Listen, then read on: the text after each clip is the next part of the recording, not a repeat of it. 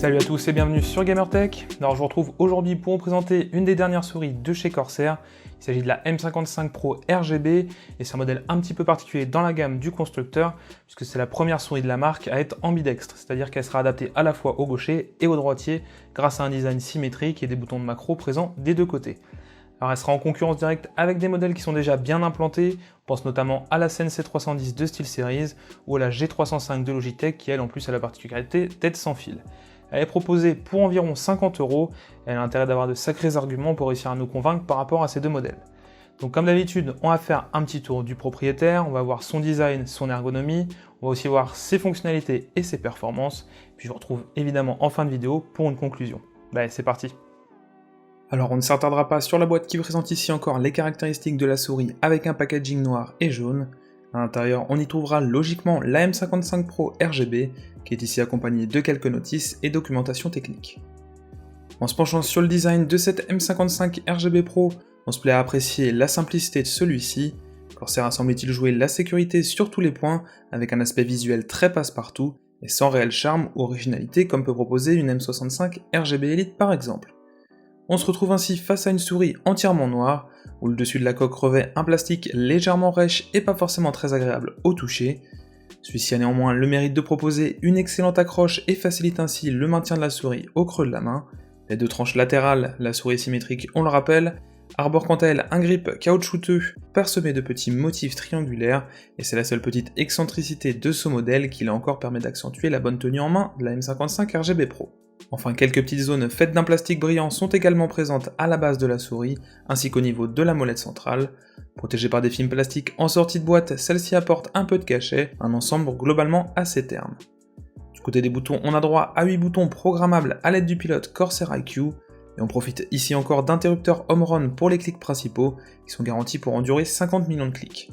Deux autres boutons sont présents de chaque côté de la souris, soit 4 au total, et tous les boutons répondent parfaitement, et le clic assez audible se révèle très efficace aussi bien pour les boutons principaux que ceux des côtés.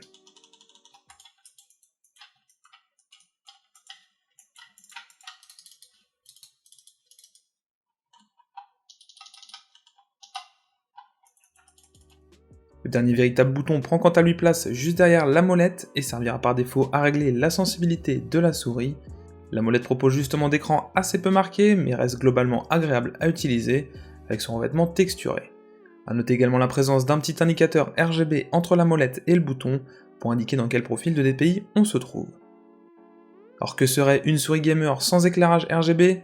Pour une fois on se retrouve ici avec un éclairage très discret, puisque seul le logo de la marque est illuminé, en plus de l'indicateur de DPI. Une caractéristique qui renforce encore un peu l'aspect très simpliste de ce modèle.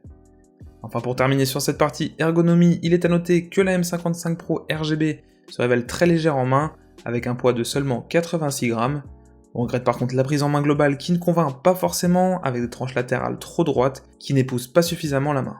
On a donc tendance sur ce point à lui préférer des modèles plus ronds, comme la Sensei 310 de SteelSeries par exemple.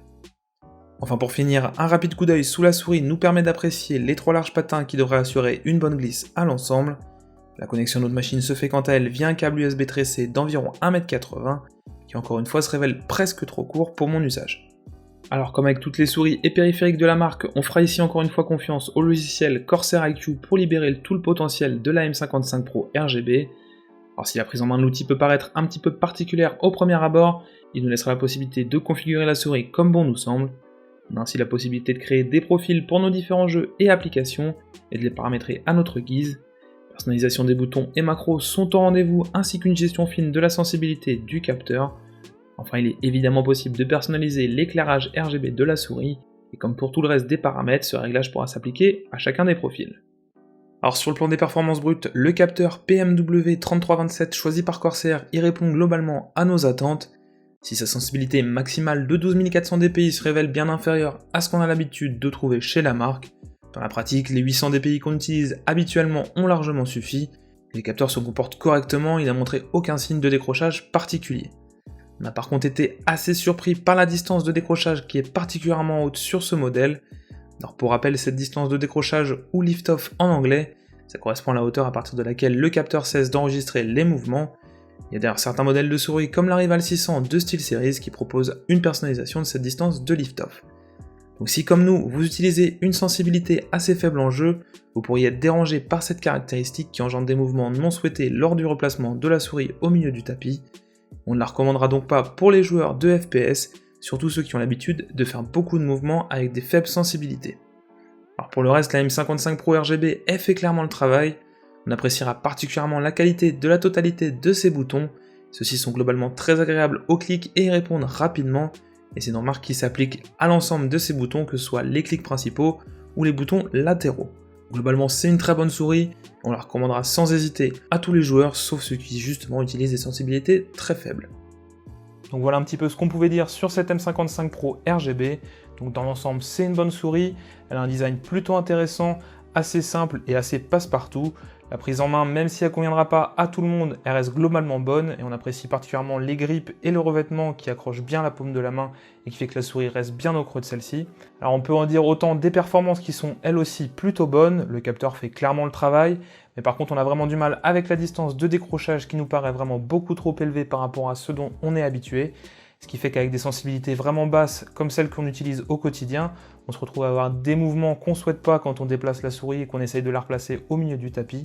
Donc ça peut être handicapant pour les joueurs qui jouent notamment à des jeux FPS type CSGO avec des sensibilités très basses.